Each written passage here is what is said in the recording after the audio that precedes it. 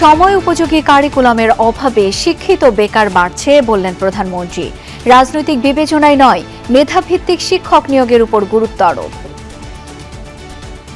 মেধা পাচার রোধ করে মেধার বিকাশ, মেধা লালন করে আমরা ভবিষ্যৎ চ্যালেঞ্জ মোকাবেলা করতে চাই একসাথে। মধ্যস্বত্বভোগী এবং চাঁদাবাজদের কারণে নিত্যপণ্যের বাজারে অস্থিরতা। মন্তব্য জামায়াত আমিরের। দাম নিয়ন্ত্রণে সরকারকে উদ্যোগী হবার আহ্বান। সংসদের ৩০০ জন সদস্য যদি সিদ্ধান্ত নেয় যে বাংলাদেশে চাঁদাবাজি হবে না, তাহলে কেউ করার সাহস হবে না। রাজধানীর মিরপুর যেন কিশোর গ্যাংয়ের অভয়ারণ্য। বাহুবলী আশিক গ্রুপের নৃশংসতার শিকার অনেকে। মাদকের থাবা বিহারীপল্লী সহ বিভিন্ন এলাকায়। আমরা তো ভুক্তভোগী আছে, এখন সমাজ ধ্বংস হচ্ছে কাদের? আমাদের সন্তানরা নষ্ট হচ্ছে। ভিতরে আসছিল ৫-৬ জন, মোটামুটি ভর্তি পোলাপান দাঁড়ায়া বৈশা, সবার হাতে অস্ত্র। এটা নিয়ে অলরেডি কাজ করছে, অত দ্রুত সময়ের মধ্যে হয়তো একটা সিদ্ধান্ত নিয়ে সেটাকে আমরা একটা ব্যবস্থা করব। অর্থনীতিতে সরকার বা রাজনৈতিক হস্তক্ষেপ থাকবে না বললেন মন্ত্রী। পেশাদারিত্বের সাথে আর্থিক খাত পরিচালনার প্রতিশ্রুতি। হাম ও উপসর্গে ২ জেলায় প্রাণ গেল আরও ৩ জনের। বিভিন্ন জেলায় রোগীর চাপ বাড়ছে ঢাকার হাসপাতালগুলোতে। এই পর্যন্ত 11:30 বেজে গেছে, আমি কোনো ভালো ট্রিটমেন্ট পাই নাই। ফরিদপুর শিশু হসপিটাল আছে, ওইখানে আমার ভাগ্নে নিয়ে গেছিলাম। এর আগে ওই জায়গা থেকে ফেরত দিই, সেই জন্য ওরা আর ওই জায়গা নিয়ে একবার ডাইরেক্ট এখানে নিয়ে আসছে। মার্কিন প্রস্তাবের কিছু শর্ত গ্রহণযোগ্য নয় বললেন ইরানের স্পিকার। লাইফ সাপোর্টে আছে যুদ্ধবিরতি, মন্তব্য ট্রাম্পের।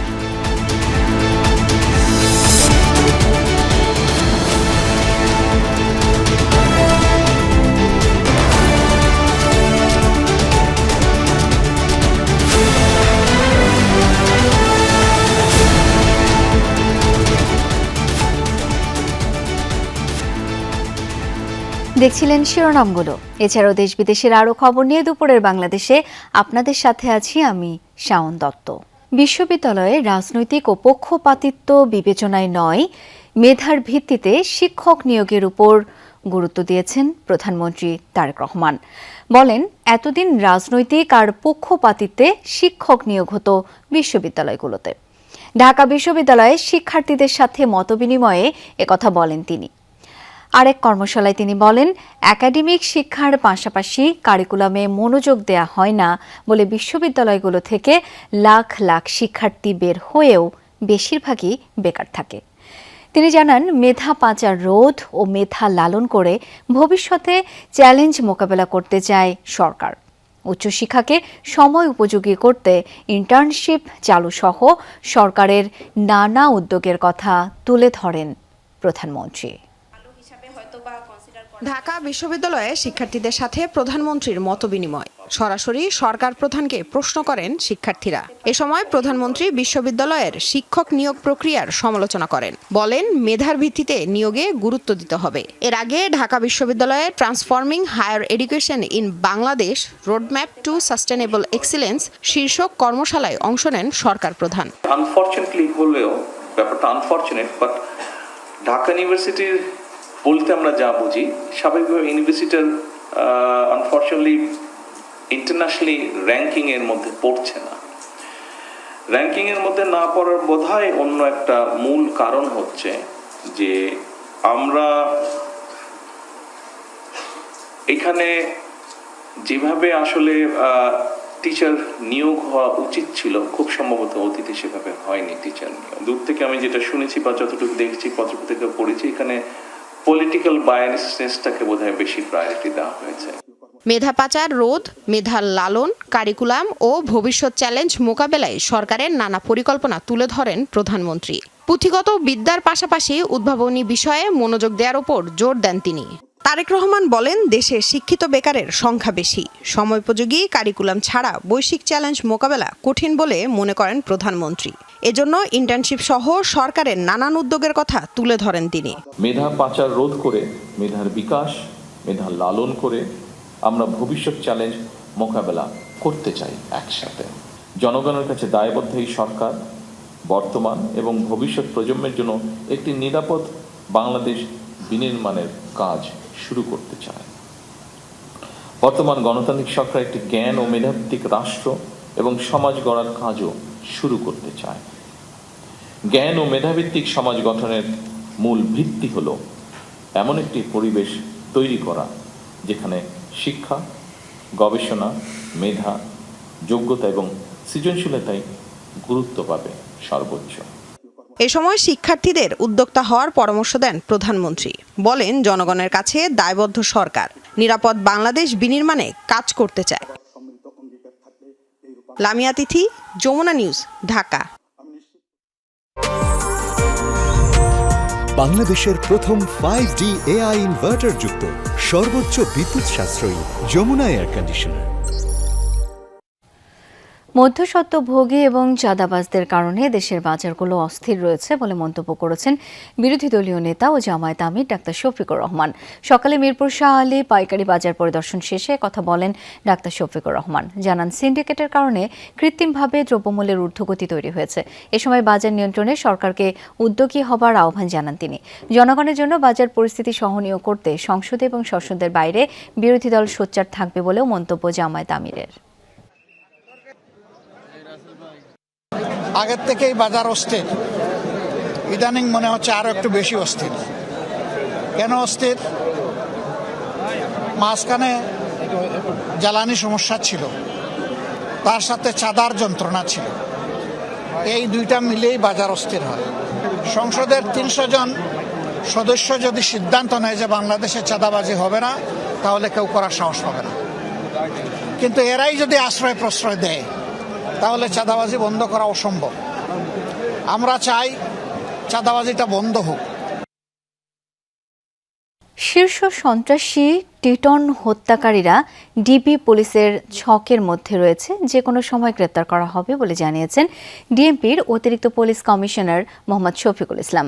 সকালে ডিএমপির মিডিয়া সেন্টারে প্রেস ব্রিফিংয়ে কথা বলেন মহানগর ডিবির দায়িত্বে থাকা অতিরিক্ত কমিশনার। এ সময় তিনি বলেন, আইনশৃঙ্খলা বাহিনীর বিশেষ অভিযানে চলতি মাসের 11 দিনে তালিকাভুক্ত চাঁদাবাজ 154 জন গ্রেপ্তার করা হয়েছে। ছিনতাইকারী গ্রেপ্তার হয়েছে 261 জন। মোট 568 জন গ্রেপ্তারের তথ্য জানিয়ে তিনি বলেন, মহানগরকে নিরাপদ রাখতে বিশেষ অভিযান চলবে। তিনি জানান, ডিবি পুলিশের ওয়ারি জোনের অভিযানে যাত্রাবাড়ি থেকে পেশাদার 5 ডাকাত সদস্যকে গ্রেপ্তার করেছে। গ্রেপ্তার ডাকাত দলের পরিকল্পনা ছিল ঈদকে সামনে রেখে বিকাশের এজেন্ট বা স্বর্ণের দোকানে ডাকাতির।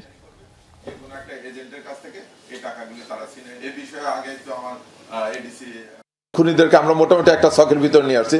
আমরা একটা নির্দিষ্ট টার্গেটকে নিয়ে গেছে, তবে আমরা কোনো বিষয় ছাড় দিচ্ছি না। শুধু ওই এক টার্গেট নিয়ে আমরা পড়ে আছি তা না।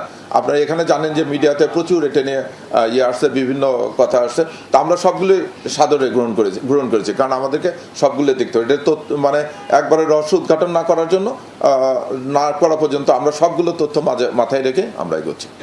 তিলোত্তমা ঢাকা 2 কোটির বেশি মানুষের আবাস। এই মহানগরে যারা বসবাস করেন, এক এক এলাকায় তাদের উপলব্ধি এক এক রকম। কোথাও পানি বা গ্যাসের সংকট, কোথাও ঘিঞ্জি, যানজট কিংবা চাঁদাবাজি। মহানগরীর বিভিন্ন প্রান্তের ছোট বড় সমস্যা, নাগরিক ভোগান্তি নিয়ে ধারাবাহিকভাবে আমরা তুলে ধরব কেমন আছি ঢাকায়।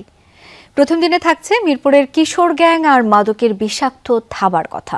তানভীর মিজানের তোলা ছবিতে রিপোর্ট করেছেন সুমাইয়া ঐশী। মিরপুর 10-এর বিহারি ক্যাম্প। এখানে দিনে দুপুরে চলছে মাদক কেনাবেচা।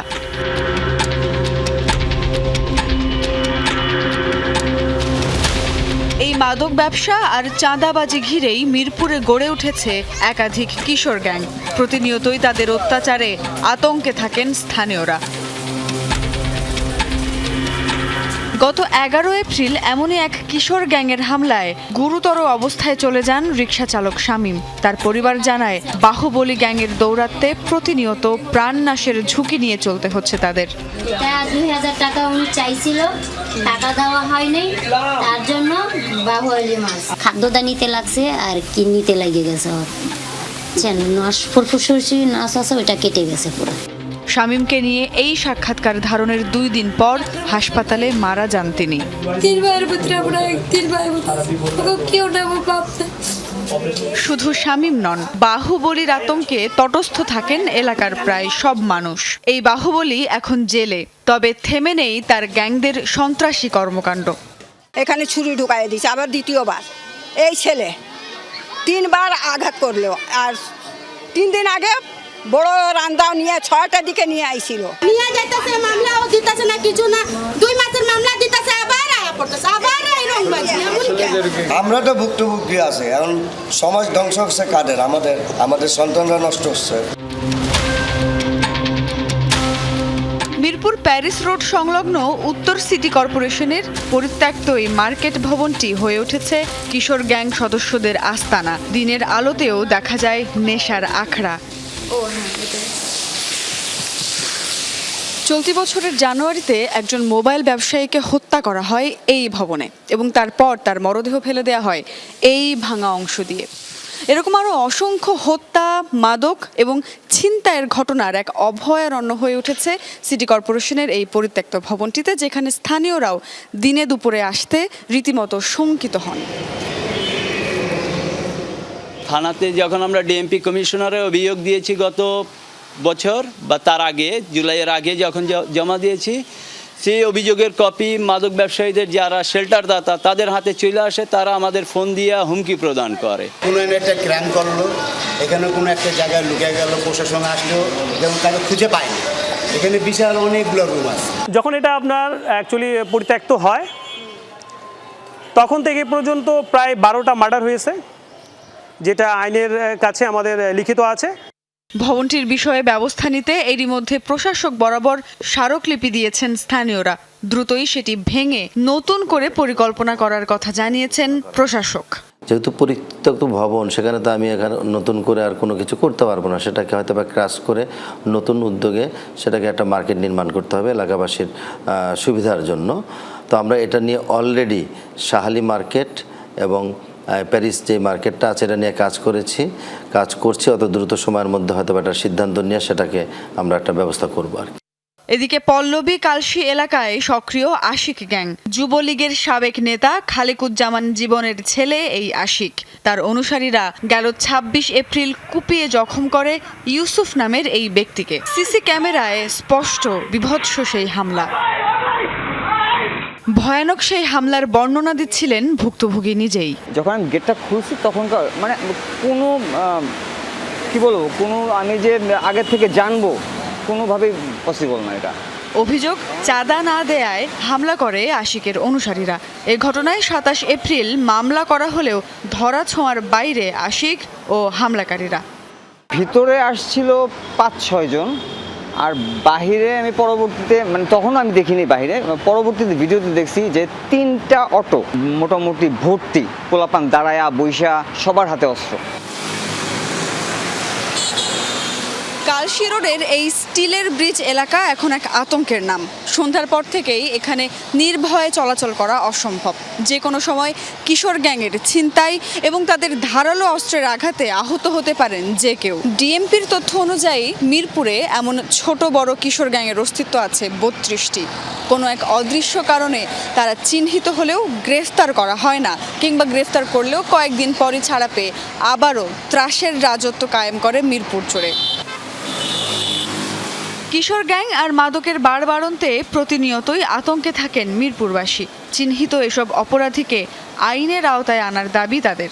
পুলিশ তো জালের মতো ছড়িয়ে থাকতে পারে না, যেখানে পুলিশের অনুপস্থিতি সেখানে অপরাধকাণ্ড ঘটতে পারে। যে কোনো, শুধু মাদক না, যে কোনো অপরাধকাণ্ড ঘটে পুলিশের অনুপস্থিতি। শুধু মিরপুর নয়, দেশের প্রতিটি শহরেই কিশোর গ্যাং ও মাদকের থাবায় হুমকির মুখে কিশোর ও যুব সমাজ। সুমাইয়া ঐশী, যমুনা নিউজ, ঢাকা।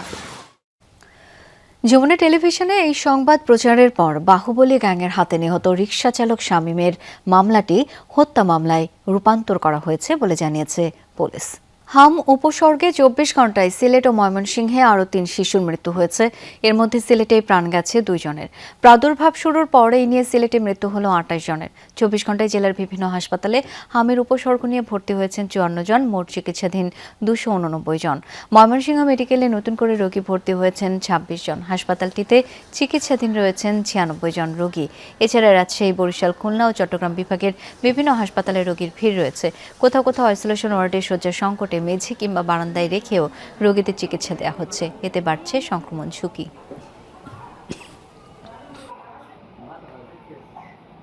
হামের পরিস্থিতি উদ্বেগজনক, তবে আতঙ্কিত না হয়ে যত দ্রুত সম্ভব চিকিৎসকের পরামর্শ নেওয়ার জন্য আহ্বান জানিয়েছেন চিকিৎসকরা।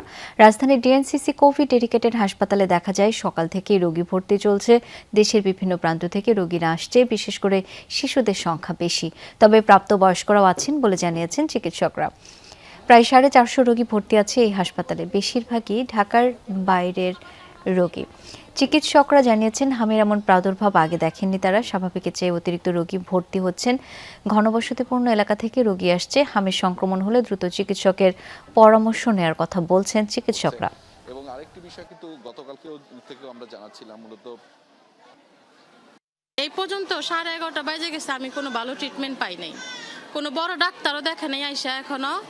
আর যাও একটু নার্সের স্যালাইন লাগাই গেছে, নার্স ওই লাগাই গেছে, আমরাই বন্ধ করতেছি, আমরাই লাগাইতেছি। ফরিদপুর শিশু হসপিটাল আছে, ওইখানে আমার ভাগ্নে নিয়ে গেছিলাম এর আগে, তো ওই জায়গা থেকে ফেরত দিয়েছে, এই জন্য ওরা আর ওই জায়গা নিয়ে একবারে ডাইরেক্ট এখানে নিয়ে আসছে। হাম বেশিরভাগ ক্ষেত্রে মৃদু হয়, অল্প কিছু বাচ্চার ক্ষেত্রে এটা তীব্রতা বেশি থাকে। আমাদের আতঙ্কিত না হয়ে যদি সন্দেহ হয় অবশ্যই আমাদের ডাক্তারের শরণাপন্ন হতে হবে। ডাক্তাররা তখন বলবেন যে কোন বাচ্চা ভর্তি লাগবে।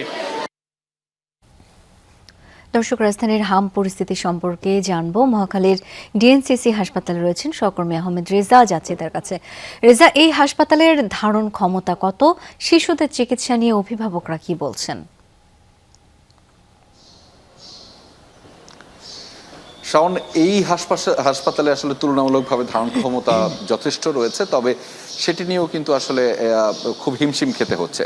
আপনি জানেন এটি একটি আসলে চলমান হাসপাতাল, ডিএনসিসি কোভিড-19 হাসপাতাল, এবং এখানে মূলত যে ইমার্জেন্সি ভাবে যেই রোগীগুলোকে যে সংক্রমণগুলো ঘটে তাদের চিকিৎসাটি দেওয়া হয়। এর আগে কোভিড-19 সময় কোভিডের চিকিৎসা হয়েছে, এখন আসলে মূলত হামের চিকিৎসা চলছে। সেটি নিয়ে কিন্তু আমরা একটু আগে এখানকার একজন প্রশাসনিক কর্মকর্তা আসিফ হায়দার, ওনার সাথে কথা বলছিলাম। মূলত এখানে যেই রোগীরা আসছেন, আর 4 ভাগের 3 ভাগ রোগী কিন্তু ঢাকার বিভিন্ন প্রান্ত, ঢাকার বাইরে থেকে আসছেন, অর্থাৎ ঢাকার রোগী কিন্তু সংখ্যা কম, দেশের বিভিন্ন প্রান্ত থেকে আসছেন। এবং অন্যান্য হাসপাতাল থেকেও কিন্তু এই হাসপাতালের কথা, অর্থাৎ ডিএনসিসি কোভিড-19 হাসপাতালকে রেফার করা হচ্ছে। ফলে এখানে কিন্তু একটি সংকট তৈরি হয়েছে, অর্থাৎ যেহেতু এটি এখানে চলমান একটি হাসপাতাল, এখানে স্থায়ীভাবে কোনো চিকিৎসক, নার্স কিংবা লজিস্টিক সাপোর্ট কিন্তু এখানে থাকে না। সেটি বাড়ানোর জন্য ইতিমধ্যে কিন্তু এই হাসপাতাল থেকে আবেদন করা হয়েছে স্বাস্থ্য অধিদপ্তরের কাছে। সেটি বাড়ানো গেলে এখানে আরও যে স্বাস্থ্য কার্যক্রম বা সেবা নিশ্চিত করা হচ্ছে সেটি আরও দৃঢ়ভাবে করা যাবে। তবে একটি আশার কথা যে এখানে পর্যাপ্ত পরিমাণে আইসিইউ বেড রয়েছে, প্রায় 56টি আইসিইউ বেড কিন্তু এই হাসপাতালে রয়েছে, যার মধ্যে 46 জন রোগী কিন্তু ইতিমধ্যে এখানে ভর্তি রয়েছেন, বাকি 10টি সিট এখনও ফাঁকা রয়েছে। তবে সেই যে সংক্রমণের কথা সেটি নিয়েও কিন্তু একটু আগে প্রশাসনিক কর্মকর্তা জানাচ্ছিলেন যে ঠিক মে মাসের শেষের দিকে সেই সংক্রমণ কমার একটি সম্ভাবনা রয়েছে। সেটির একটি ব্যাখ্যাও রয়েছে শাওন, কারণ আপনি জানেন যে এই যে গত কয়েক বছর ধরে হামের যে টিকাটি দেওয়া হয়নি শিশুদের মধ্যে, ফলে তাদের মধ্যে রোগ প্রতিরোধ ক্ষমতা কিন্তু কমে গিয়েছে, এবং যেটি শুরু হয়েছে মূলত 20 তারিখ থেকে, সেটি 3 সপ্তাহ পরে শিশুদের মধ্যে মূলত যে রোগ প্রতিরোধ ক্ষমতা সেটি আসলে বৃদ্ধি করার যে কার্যক্রম সেটি শুরু হয়েছে, এবং সেটি আজ 11 তারিখ, আজ 3 সপ্তাহ পূরণ হয়েছে। এর পরবর্তীতে আসলে মূলত শিশুরা আক্রান্তের হার সংখ্যাটা কিছুটা কমতে পারে বলে এখানকার যারা চিকিৎসক রয়েছেন তারাও ধারণা করছেন। ফলে এখনই যে পরিস্থিতি রয়েছে সেটি একদমই উদ্বেগজনক। চিকিৎসকদের পক্ষ থেকে অনেকেই বলছেন মূলত এমন পরিস্থিতি তারা এর আগে কখনো দেখেননি, বিশেষ করে হাম আক্রান্তের সংখ্যার এই ব্যাপারটিকে। শাওন।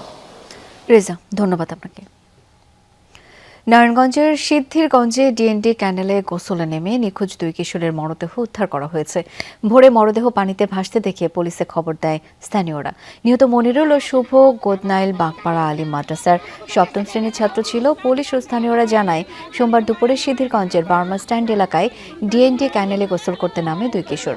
এ সময় পানিতে তলিয়ে যায় তারা। পরে পরিবারের সদস্যরা বিভিন্ন স্থানে খোঁজাখুঁজি করেও তাদের সন্ধান পায়নি। আজ ভোরে দুজনের মরদেহ ভেসে ওঠে ক্যানেলে। অর্থনীতিতে সরকার বা রাজনৈতিক দলের কোনো ধরনের হস্তক্ষেপ থাকবে না, পরিচালিত হবে পেশাদারিত্বের সাথে। রাজধানীতে Bangladesh start up investment company যাত্রা শুরুর অনুষ্ঠানে এমন তথ্য জানিয়েছেন অর্থমন্ত্রী আমির খসরু মাহমুদ চৌধুরী। জানান, পেইনফুল সময়ের মধ্য দিয়ে যাচ্ছে দেশ, খুব দ্রুতই সবকিছু ঠিক হয়ে যাবে। গভর্নর মোস্তাকুর রহমান জানান, ৩০ জুনের পর বাংলা কিউআর কোড ছাড়া পেমেন্ট করা যাবে না। তার আশা, নতুন প্রজন্মের অর্থায়নে সফল হবে স্টার্ট আপ কোম্পানি। গ্রামীণ অর্থনীতিতে ভূমিকা রাখতে পারে এমন প্রকল্প বাছাইয়ের আহ্বান জানান তিনি। কোম্পানির চেয়ারম্যান মাসরুর আরিফিন বলেন, অর্থায়নের ব্যবস্থা না থাকায় প্রতি বছর প্রচুর মেধা পাচার হয়ে যাচ্ছে। উদ্যোক্তারা যাতে দেশে বসে কিছু করতে পারে সেই চেষ্টা করবে এই কোম্পানি। গুরুত্ব দেওয়া হবে প্রযুক্তি নির্ভর এসএমই অর্থায়নে। ৩৯টি বাণিজ্যিক ব্যাংকের পরিচালনায় যাত্রা শুরু করল ভেঞ্চার ক্যাপিটাল প্ল্যাটফর্ম। এই কোম্পানির প্রতিশ্রুত মূলধন ৪২৫ কোটি টাকা। এতে অংশীদার ব্যাংকগুলো প্রতি বছর তাদের নিট মুনাফার ১% এই তহবিলে প্রদান করবে। ২০১০ সাল থেকে দেশের স্টার্ট আপ খাতে ৪৫০টিরও বেশি বিনিয়োগ চুক্তির মাধ্যমে $১ বিলিয়ন মার্কিন ডলারের বেশি অর্থায়ন এসেছে। এর মধ্যে ৭%-এরও কম এসেছে দেশীয় উৎস থেকে। আমরা কিন্তু এখানে সিদ্ধান্ত নিয়েছি অর্থনৈতিক সেক্টরে, ফিনান্সিয়াল সেক্টর সহ রিলেটেড ইকোনমিক সেক্টরে আমরা কোনো ধরনের রাজনৈতিক ইন্টারফারেন্সে যাব না, কোনো ধরনের রাজনৈতিক অ্যাপয়েন্টমেন্ট হবে না। I can assure you this is not a political statement. I am saying this is the decision of the party, this is the decision of the government. যুক্তরাষ্ট্রের সাথে বাণিজ্য চুক্তি বাতিলের সুযোগ থাকলেও সেই পথে হাঁটবে না সরকার, বরং চুক্তিটি পর্যালোচনা করে বিভিন্ন শর্ত পরিবর্তন করা যায় কিনা তা খতিয়ে দেখবে সরকার। সকালে সচিবালয়ে সরকারের বিভিন্ন কার্যক্রমের অগ্রগতি জানাতে আয়োজিত এক প্রেস ব্রিফিংয়ে এসব কথা জানান প্রধানমন্ত্রীর তথ্য ও সম্প্রচার বিষয়ক উপদেষ্টা ডাক্তার জাহিদুর রহমান। বলেন, চুক্তিটি পর্যালোচনা নিয়ে প্রধানমন্ত্রীর সাথে কথা বলেছেন তিনি। সব সেক্টরের বিশেষজ্ঞ এবং এই সম্পর্কিত মন্ত্রণালয়গুলোর সাথে বসে চুক্তিটি মূল্যায়ন করবে সরকার। ব্রিফিংয়ে হাম পরিস্থিতি নিয়ে তিনি জানান, হামের টিকা কেনায় গাফিলতি তদন্তে রাষ্ট্রীয় ব্যক্তি প্রতিষ্ঠান এবং আন্তর্জাতিক প্রতিষ্ঠানের সমন্বয়ে কমিটি গঠন করা হচ্ছে। যদি তদন্তে খুব বাজে ধরনের গাফিলতি পাওয়া যায় তাহলে শাস্তির সুপারিশ অবশ্যই বাস্তবায়ন করা হবে বলে জানান তথ্য উপদেষ্টা। সরকারের মধ্যেও আমরা এই চুক্তিটা নিয়ে কিছু পর্যালোচনা এবং চুক্তি, এটা খুবই শক্তিশালী চুক্তি এবং এটা বাতিল করে দেওয়ার ইম্প্যাক্ট কি হতে পারে নিশ্চয়ই আমরা বুঝতে পারি, বা কোন প্রেক্ষাপটে এই চুক্তিটা স্বাক্ষরিত হয়েছে সেটাও আমরা বুঝতে পারি। কিন্তু ওই যে বললাম, ওই সুযোগটা তো আমরা নিতে পারি যে এই চুক্তি রিকনসিডার করা কিছু কিছু জায়গায়, যে যে জায়গাগুলোকে আমরা বেশি সমস্যাজনক মনে করি, রাষ্ট্রের জন্য ক্ষতিকর মনে করি, হতে পারে মনে করছি, সেগুলো নিয়ে আমরা আগে আমাদের প্রাথমিক বিবেচনা করব এবং আমি আশা করি যে আমরা সেরকম একটা নেগোসিয়েশনে তাদের সাথে যেতে চাই। লেবাননে ইসরায়েলি বিমান হামলায় নিহত সাতক্ষীরা শফিকুল নাহিদের বাড়িতে শোকের মাতম। কোনো সান্ত্বনাতেই থামছে না স্বজনদের আহাজারি। নিহতদের মধ্যে শফিকুল ইসলামের বাড়ি সাতক্ষীরা সদরের ভালুকা চাঁদপুর গ্রামে, আর নাহিদুল ইসলাম নাহিদের বাড়ি আশাশুনি উপজেলার কাদাকাটি গ্রামে। দুজনের মৃত্যুর খবরে এলাকা জুড়েই শোকের ছায়া।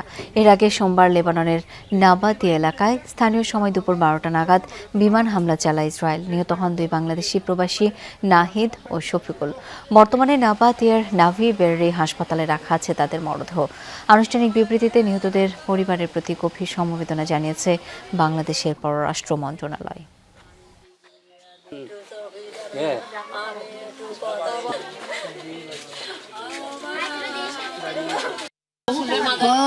ঋণ ছিল বলে তাই আমার বাপ কইতেছে আমি কয়দিন খাইয়ে আসি, আমি ঋণ শোধ করবো রে।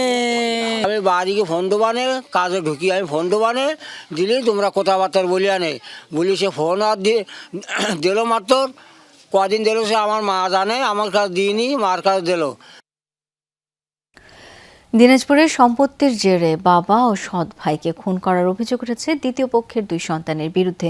পুলিশ জানায়, সকালে চিরির বন্দর উপজেলায় এই খুনের ঘটনা ঘটে। দুলু মিয়ার দুই স্ত্রী ও 4 ছেলে 16 বিঘা জমির ভাগাভাগি নিয়ে বিরোধের জেরে বাবা দুলু মিয়া ও সৎ ভাই কাবিলকে ছুরিকাঘাত করে দ্বিতীয় পক্ষের ছেলে সাদেকুল ও সাকিব। এ সময় বাধা দিতে গেলে আহত হয় আর এক সৎ ভাই হাবিল। ঘটনাস্থলেই মারা যায় বাবা দুলু মিয়া ও সৎ ভাই কাবিল। ঘটনার পরপরই পালিয়ে যায় সাদেকুল ও সাকিব। খবর পেয়ে মরদেহ উদ্ধার করে সদর হাসপাতালের মর্গে পাঠায় পুলিশ। অভিযুক্তদের আটকের চেষ্টা চলছে। কার্যক্রম নিষিদ্ধ সংগঠন ছাত্রলীগে জড়িত থাকার অভিযোগে ঢাকা বিশ্ববিদ্যালয়ের শিক্ষার্থী রাহিদ খান পাভেলকে মারধরের ঘটনায় দেয়া এফআইআর পরে প্রত্যাহার কেন অবৈধ নয় তা জানতে চেয়ে রুল জারি করেছেন হাইকোর্ট। এক রিট আবেদনের প্রেক্ষিতে বিচারপতি বিশ্বদেব চক্রবর্তীর নেতৃত্বাধীন হাইকোর্ট বেঞ্চ আজ এই রুল জারি করেন। এ সময় হাইকোর্ট নারায়ণগঞ্জের 7 খুনের মামলার এজাহার প্রসঙ্গ তুলে আনা হয়। হাইকোর্ট বলেন, একবার এফআইআর হয়ে গেলে সেটি আর প্রত্যাহারের সুযোগ নেই। গত 8 মার্চ ঢাকা বিশ্ববিদ্যালয় ক্যাম্পাসে মারধরের পর পাভেলকে শাহবাগ থানায় রেখে আসা হয়। পাভেল অভিযোগ করেছেন, বৈষম্য বিরোধী ছাত্র আন্দোলনের নেতারা তাকে মারধর করেছিলেন। রাহিদ খান পাভেল ঢাকা বিশ্ববিদ্যালয় দর্শন বিভাগের 2020-21 শিক্ষাবর্ষের শিক্ষার্থী এবং জিয়া হলের আবাসিক শিক্ষার্থী। কগনিজেবল অফেন্সের এজাহার দায়ের করার সাথে সাথে সংশ্লিষ্ট থানার উচিত সেটাকে এফআইআর হিসেবে ট্রিট করা এবং মামলার তদন্ত করা। এর ব্যতিক্রম কিছু নেই, উইথড্র করারও সুযোগ নাই এবং কম্পাউন্ড করারও সুযোগ নেই। সুতরাং এই ব্যাপারে আজকে মহামান্য হাইকোর্ট বিভাগ রুল দিয়েছেন যে কেন তাদের এই সরকার এই সংশ্লিষ্ট অফিসারের পুলিশ অফিসারের যে ইনঅ্যাকশনটা এটা কেন অবৈধ হবে না এবং কেন এফআইআর হিসেবে ট্রিট করা হবে না। সংস্কৃতি এবং পর্যটন শিল্পে চীনের অবস্থান সমৃদ্ধ হচ্ছে প্রতিনিয়ত। আন্তর্জাতিক পর্যটক টানতে নিজেদের সাংস্কৃতিক উপস্থাপন এবং ঐতিহ্যবাহী পর্যটন শৈলীকে আধুনিকতার মেলবন্ধনে যুক্ত করছে দেশটির সরকার। পর্যটক বৃদ্ধি পাওয়ায় স্থানীয়রাও অর্থনৈতিকভাবে লাভবান হচ্ছেন। সহকর্মী আহমেদ রেজা জানাচ্ছেন বিস্তারিত। চীনের দুঃখ নয়, শান্ত বাধ্য নাব্য এক নদী হুয়াংপু। 113 কিলোমিটার দৈর্ঘ্যের নদীটি প্রবাহিত সাংহাই নগরীর মধ্য দিয়ে, যার দুধারে 2 বিখ্যাত অঞ্চল পুডং আর পশি। বহতাই নদীর দুধারে পুরনো আমলের বড় বড় সুন্দর অট্টালিকা আর আছে প্রাচীন স্থাপত্যের নিদর্শন। হুয়াংপু চীনের পানীয় জলের উৎস এবং প্রচুর মাছের যোগানদাতা। সাংহাইকে মাছ এবং নদীকেন্দ্রিক সংস্কৃতির শহর হিসেবেও ধরা হয়। আগে এটি ছিল ছোট একটি মাছ ধরার গ্রাম, কিন্তু এখন সাংহাই এক বিস্ময়কর আধুনিক, ফ্যাশনেবল এবং উন্নত শহর। গড়ে 400 মিটার চওড়া হুয়াংপু নদীর সৌন্দর্য উপভোগের সবচেয়ে জনপ্রিয় উপায় হল ক্রুজ ভ্রমণ। বিশেষ করে সন্ধ্যায় এই অভিজ্ঞতা আরও মনোমুগ্ধকর হয়ে ওঠে। প্রায় 50 মিনিটের ক্রুজ যাত্রায় নদীর 2 তীরের ঐতিহাসিক ও আধুনিক স্থাপনাগুলো একসঙ্গে দেখা যায়। চীনের সাংহাইয়ের এই অঞ্চলকে বলা হয় ম্যাজিক সিটি। নানা কারণে এখানে জাদু আছে, বিশেষ করে রাতের জাদুটা অত্যন্ত সুন্দর এবং দৃষ্টিনন্দন তো বটে, যেখানে বিভিন্ন জায়গা থেকে পর্যটকরা আসেন এবং এখানকার সৌন্দর্য উপভোগ করেন। পুডং এলাকায় অবস্থিত আরেক বিখ্যাত স্থাপনা ওরিয়েন্টাল পার্ল টাওয়ার। 1994 সালে জনসাধারণের জন্য উন্মুক্ত হওয়া এই স্থাপনাটি 468 মিটার বা 1536 ফুট উঁচু। এটি চীনের দ্বিতীয় এবং বিশ্বের 5ম সর্বোচ্চ টাওয়ার। এখানে দাঁড়িয়ে পুরো সাংহাই শহরকে 360 ডিগ্রিতে দেখা যায়। এর পরিবেশ এমনভাবে সাজানো হয়েছে যেন দর্শনার্থীরা মহাকাশ ভ্রমণের অভিজ্ঞতা পান। চারপাশের কাঁচ ঘেরা দেয়াল দিয়ে সাংহাইয়ের বিখ্যাত স্থাপনাগুলো দেখা যায়। হাঁটলে মনে হয় যেন আকাশে ভাসছেন। আসসালামু আলাইকুম।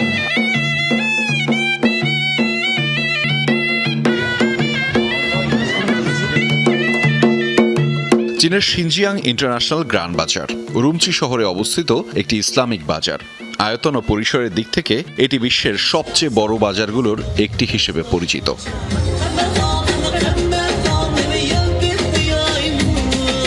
প্রায় 4000 বর্গমিটার এলাকা জুড়ে বিস্তৃত এই বাজারের নকশায় উইঘুর, কাজাক এবং হুই সম্প্রদায়ের সংস্কৃতির প্রতিফলন দেখা যায়। এখানে মানুষ খুবই বন্ধুত্বপূর্ণ পরিবেশে বসবাস করে। সবাই অনেক আন্তরিক এবং হাসি খুশি। অনেক সময় রাস্তায় মানুষকে আনন্দে নাচতে দেখা যায়। চারপাশে এক ধরনের উৎসবমুখর পরিবেশ।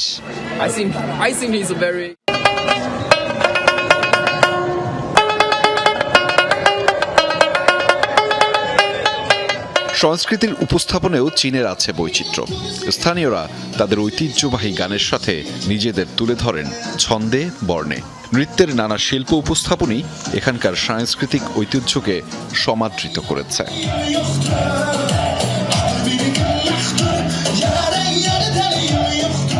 আহমেদ রেজা, যমুনা নিউজ, চীন। ইরান যুক্তরাষ্ট্রের পাল্টাপাল্টি হুঁশিয়ারিতে বেড়ে চলেছে আবারও যুদ্ধ শুরুর শঙ্কা। ট্রাম্পের শান্তি উদ্যোগকে অযৌক্তিক দাবি বলছে তেহরান। অন্যদিকে তেহরানের প্রস্তাবকে স্টুপিড আখ্যা দিয়ে মার্কিন প্রেসিডেন্ট ডোনাল্ড ট্রাম্প বলেছেন চলমান যুদ্ধবিরতি এখন লাইফ সাপোর্টে। আবার হামলা শুরুর হুমকিও দিয়েছেন। পাল্টা হুঁশিয়ারি দিয়ে ইরান জানিয়েছে উপযুক্ত জবাব দিতে পুরোপুরি প্রস্তুত তেহরান। যুদ্ধবিরতির মাঝেও থামছে না উত্তেজনা। একদিকে শান্তি আলোচনার কথা, অন্যদিকে পাল্টাপাল্টি হুমকি আর কড়া বক্তব্যে এখনো মুখোমুখি অবস্থানে যুক্তরাষ্ট্র ইরান। ইরানে চলমান যুদ্ধবিরতি এখন লাইফ সাপোর্টে আছে বলে মন্তব্য করেছেন প্রেসিডেন্ট ডোনাল্ড ট্রাম্প। মার্কিন শান্তি প্রস্তাবে ইরানের পাঠানো জবাব খুবই বাজে বলে উড়িয়ে দেন তিনি। ওরা আমাদের যে জবাব পাঠিয়েছে সেটি খুবই বাজে। আমি পুরোটা পড়াও শেষ করিনি। এই যুদ্ধবিরতি এখন লাইফ সাপোর্টে আছে, যেখানে ডাক্তার এসে বলেন আপনার প্রিয়জনের বেঁচে থাকার সম্ভাবনা মাত্র 1%। মার্কিন প্রেসিডেন্ট ডোনাল্ড ট্রাম্পের শান্তি উদ্যোগকে ফের অযৌক্তিক দাবি বলেছে তেহরান। দেশটির পররাষ্ট্র মন্ত্রণালয়ের মুখপাত্র ইসমাইল বাঘেই বলেছেন যুদ্ধবন্ধের নামে ওয়াশিংটন এমন সব শর্ত দিচ্ছে যা গ্রহণযোগ্য নয় তেহরানের কাছে। আলোচনা চলাকালে যুক্তরাষ্ট্র অযৌক্তিক দাবি করে চলেছে। যুদ্ধ বন্ধের নামে ওয়াশিংটন এমন কিছু শর্ত চাপিয়ে দিতে চাইছে যা কোনোভাবেই গ্রহণযোগ্য নয়। যুক্তরাষ্ট্র একদিকে শান্তির কথা বললেও অন্যদিকে চাপ ও হুমকির নীতি অনুসরণ করছে। এদিকে ট্রাম্পের হুমকির জবাবে আরও কড়া ভাষায় সতর্ক বার্তা দিয়েছে ইরানের পার্লামেন্ট স্পিকার মোহাম্মদ বাঘের কালিবাফ। বলেন যে কোনো আগ্রাসন বা সামরিক পদক্ষেপের উপযুক্ত জবাব দিতে পুরোপুরি প্রস্তুত তেহরান। সামাজিক মাধ্যম এক্সে দেওয়া পোস্টে কালিবাফ দাবি করেন যুক্তরাষ্ট্র ইরানের প্রস্তাব মেনে না নিলে কোনো সমাধান হবে না। বিদ্রূপ করে বলেন ওয়াশিংটন যত বেশি সময়ক্ষেপণ করবে তত বেশি মূল্য চুকাতে হবে মার্কিন করদাতাদের। অস্মিতা বিশ্বাস, যমুনা নিউজ। ফিলিস্তিনের পতাকা হাতে বার্সেলোনা ট্রফি প্যারেডে উপস্থিত হয়ে আলোচনার জন্ম দিয়েছেন স্প্যানিশ ফরওয়ার্ড লামিন ইয়ামাল। সোমবার স্প্যানিশ সময় বিকাল 5টায় 29তম লিগ শিরোপা জয় উদযাপন করার জন্য ছাদখোলা বাসে প্যারেডে অংশ নেয় কাতালান ক্লাবটি। লা লিগা শিরোপার পাশাপাশি প্যারেডে ছিল স্প্যানিশ সুপার কাপের ট্রফিও।